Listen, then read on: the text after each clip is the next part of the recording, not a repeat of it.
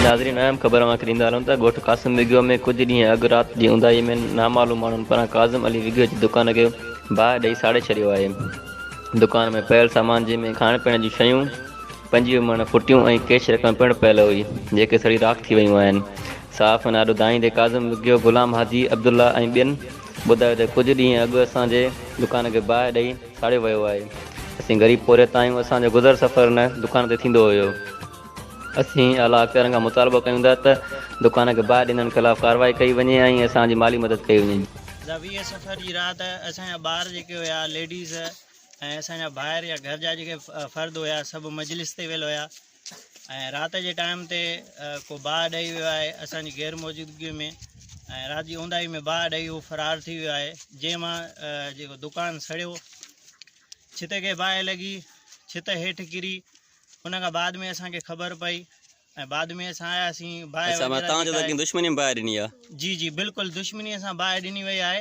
केतिरो नुक़सानु थियो तव्हांजो? असांजो नुक़सानु जेको आहे, असांजा पैसा पियल हुया 3-4 लख रुपया ऐं उन खां बाद में असांजो सामान पियल हुयो 14-15 लख रुपए जो। को बि शइ कोन बची आहे। तव्हां थाणे ते कंप्लेन कई आहे? जी थाणे ते कंप्लेन कई आहे। असां उनखे ॿुधायो आहे न। पुलिस हिन वक़्त ताईं कहिड़ी कार्रवाई कई आहे? पुलिस हींअर ताईं का बि कार्रवाई न कई आहे ऐं हींअर ताईं जेको सो हिते न आया आहिनि, सवाइ पहिरें ॾींहं जे आया आहिनि। उन खां बाद में का बि कार्रवाई न कई आहे, न का जांच कई आहे। पुलिस जो छा चवणु हाणे? पुलिस जो चवणु आहे त तव्हां जेको आहे हींअर जेको आहे इतफ़ाक़ जणायो, ईअं जणायो त हे जेका बाहि लॻियल आहे या इतफ़ाक़ सां ॾिनल आहे ऐं तव्हां चओ त माना कंहिं बि इहा बाहि कोन ॾिनी आहे। तव्हां चवणो त माना कंहिं दुश्मनी में बाहि ॾिनी आहे? बिल्कुलु कंहिं दुश्मनीअ सां बाहि ॾिनी आहे। दुकान में सामान हुयो, इन जे करे जेको आहे कंहिं दुश्मनी जे करे जेको आहे बाहि ॾिनी आहे।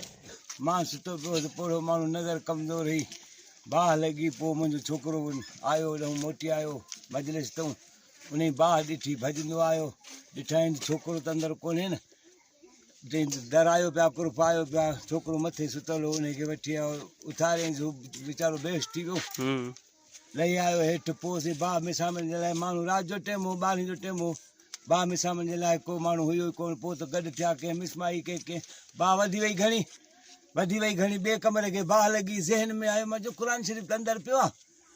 उन दूहे में, इन अंधारे में मां भॼी, नज़र कमज़ोरी भॼी वञी क़ुर शरीफ़ खे खयुमि, ॿाहिरि जो खणी आयुसि। मां चयो अवल बि तूं, आख़िर बि तूं, हींअर बि तूं, पोइ बि तूं, असांजी का मदद करा। पोइ छित किरी, बाहि पोइ घटि ठही। पोइ हा वरी अंदरि ई बाहि ॿिए कमरे वारी, पोइ जल्दी मिसमाई। अच्छा, बाहि विसाइण खां फायर ब्रिगेड वग़ैरह आई? तव्हां पंहिंजे मदद पाण विसाई बाहि? असां पाण विसाई। इंतज़ाम में पाण कयो, माना मदद न कई तव्हां? ॾिसनि पिया माण्हू त क्या आहे छा न आहे। बाहि खे घरनि खे सड़ण जो ख़तरो हुयो? बेशक घर माना ख़तरो बि हुयो, माना इंतज़ाम में को बि क़दम न खयो आहे? कंहिं बि क़दम